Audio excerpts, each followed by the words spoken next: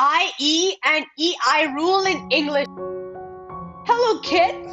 Today we will learn the IE and EI rule in English. I before E except after C. Let's say together. I before E except after C. Examples: I before E. When there is no C, we write IE.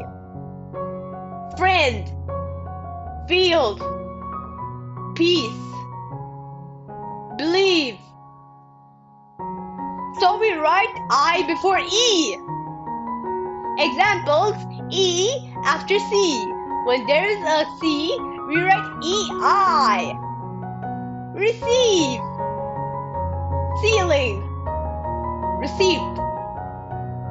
So we write E before I. Let's repeat. If the letter written before is not C, then I before E. If you have to put it after C, then E comes before I. Fill in the blank with IE or EI. Friend. There is no C before the blank, so it is IE. Fill in the blanks with IE or EI. Receive. There is a C before the blank, so it is EI.